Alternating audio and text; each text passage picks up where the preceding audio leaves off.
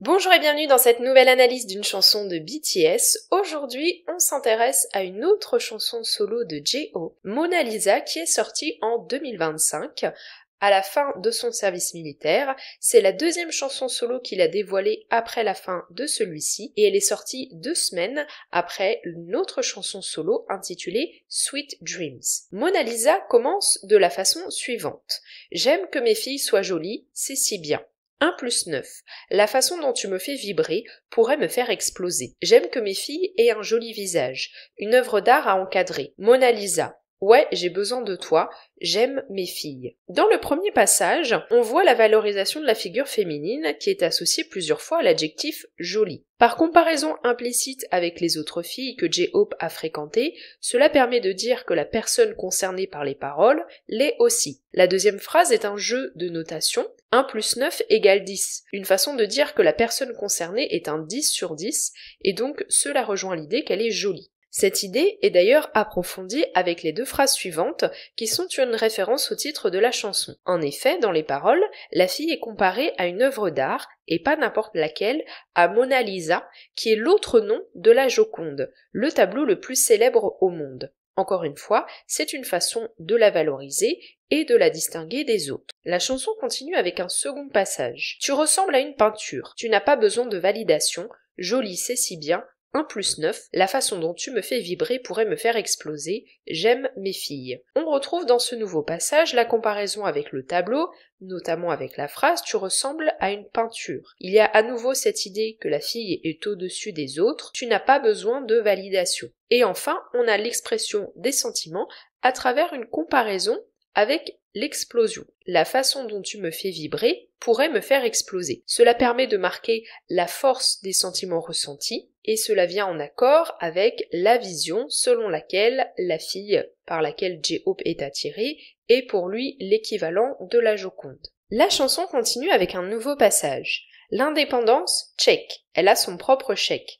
Par ton apparence, tu vas causer un naufrage. Elle sait que je suis en mouvement. Je ne peux pas m'arrêter, je suis le prochain. Mais elle me retient. Elle est sexy. Je suis obsédée. Les orteils dans le sable, viens et marche avec moi. J'aime la façon dont tu enlèves mon stress et l'ouïe, parce que c'est une vilaine fille et elle le sait, c'est tout ce dont j'ai besoin. Sa boucle d'oreille en diamant correspond à son sourire. Elle brille. Ce troisième passage commence avec un jeu sur les sonorités. On a check, qui signifie cocher, on a le mot check, et dans les paroles en anglais, le mot naufrage se dit break. Ainsi, les 2 premières phrases permettent une fois de plus de valoriser la fille en mettant en avant son indépendance et probablement financière au vu de la mention du mot chèque. La troisième phrase s'inscrit dans cette idée de valorisation physique faite depuis le début de la chanson, en insistant sur les conséquences dévastatrices de sa beauté, un peu comme dans le passage précédent où il est fait mention d'une explosion à travers les sentiments ressentis à la vue de cette personne. Une référence est présente dans ce troisième passage à travers la phrase « J'aime la façon dont tu enlèves mon stress et l'ouïe ». J-Hope est en effet ambassadeur de la marque Louis Vuitton et cela permet d'y faire référence. De plus, cela sous-entend un acte intime avec le fait de déshabiller l'autre. D'ailleurs, la fin du passage pose à nouveau un cadre intime puisque la fille est caractérisée de façon sexuelle.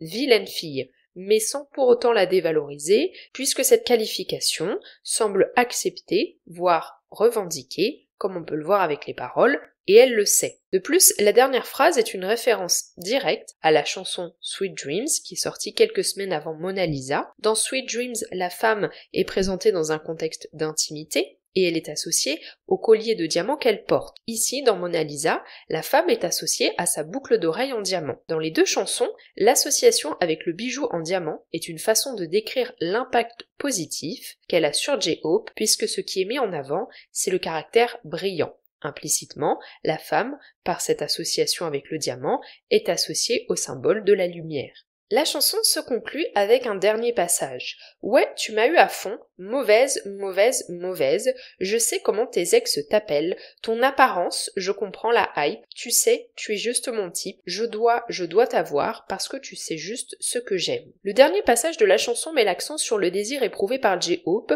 tu m'as eu à fond. Une façon de dépeindre celui-ci comme prisonnier des sentiments qu'il éprouve. D'ailleurs, la fin de la chanson insiste aussi sur la volonté de possession de la personne qui provoque ces sentiments. Je dois t'avoir parce que tu sais juste ce que j'aime. De nouveau, on a une référence à l'appellation mauvaise fille avec une mise en avant du physique, toujours dans la comparaison avec Mona Lisa à travers la phrase « Ton apparence, je comprends la hype ». La hype étant cet enthousiasme provoqué par le visuel de la fille, tout comme le tableau attire des visiteurs chaque année.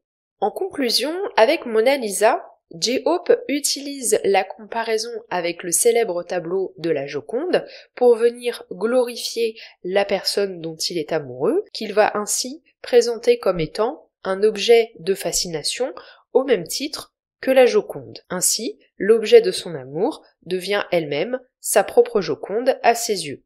J'espère que cette analyse vous aura plu. N'hésitez pas à me dire ce que vous en avez pensé en commentaire. Est-ce que vous connaissez cette chanson? Et si oui, qu'est-ce que vous en pensez? N'hésitez pas à laisser un pouce bleu et à vous abonner si ce n'est pas encore le cas. Vous pouvez aussi partager le podcast aux personnes autour de vous qui s'intéressent à BTS et à la K-pop. On se retrouve lundi prochain à 18h pour une nouvelle analyse.